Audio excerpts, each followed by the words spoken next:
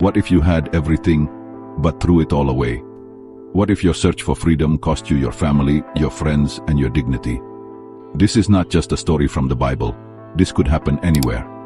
This is the story of Daniel, a young man from Manila, in the Philippines. Daniel grew up in a loving home. His father, Roberto, owned a small construction business. His mother, Elena, ran a family store in their quiet neighborhood. They weren't rich, but they lived comfortably. Daniel's future was secure. College was waiting, and the family business could one day be his. But Daniel's heart was restless. He scrolled through Instagram and TikTok every night, seeing people in fancy cars, traveling the world, wearing designer clothes. He dreamed of the city's bright lights, Manila's clubs in Makati, the endless malls, the freedom of making his own rules. One evening, he said to his father, "Dad, I don't want to wait until you're gone to start my life. Give me my share of the money now. I want to live on my own terms." Roberto's heart broke. Every peso he had was earned with sweat, every brick laid by his own hands. But with love that doesn't chain, he handed Daniel his share. With a heavy heart, he watched his son leave. Daniel didn't look back. His eyes were on the city. At first, life was dazzling. With cash in hand, he rented a condo in Makati. He bought designer sneakers, ate at expensive restaurants, and went clubbing almost every night. He made friends easily, or at least people who liked his money. "This is living," he thought. "This is freedom." But freedom without wisdom quickly turns into chains. Bills piled up. His friends, once so eager, began to disappear when the money stopped flowing. His savings, once thick, became thin. Then one night, his card was declined. The party was over. Soon, Daniel was broke.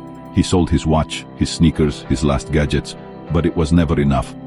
His so-called friends stopped answering his calls. Alone, embarrassed, he searched for work. None would hire him without experience. Finally, a man offered him a job washing dishes in a small roadside eatery. For hours, he scrubbed greasy plates, his stomach growling.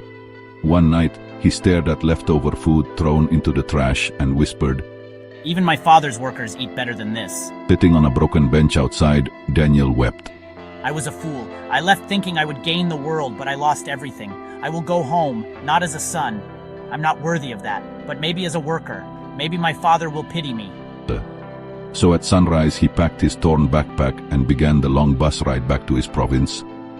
Every mile was heavy with shame. Every step off the bus felt like walking through fire. But while Daniel was gone, his father never stopped waiting. Every morning, Roberto stood by the window of their small house, staring at the dusty road. Every night he prayed, "God, bring my boy back." Neighbors mocked him, "He's gone, Roberto. Forget him. He chose his path." but Roberto refused. His eyes searched the road every day. Then one afternoon, he saw a figure in the distance, thin, tired, clothes torn but familiar. Roberto's heart raced. Could it be? Was it his boy? Yes. Before Daniel could reach the gate, his father ran. Roberto's old legs carried him faster than they had in years. He threw his arms around his son, tears streaming down his face.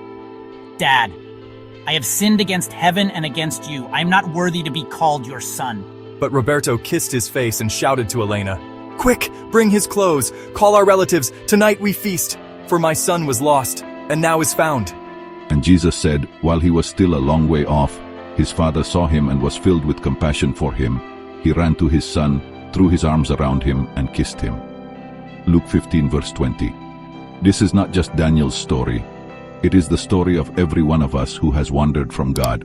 No matter how far we run, He waits. No matter how low we fall, He sees. And no matter how broken we return, He embraces us with love.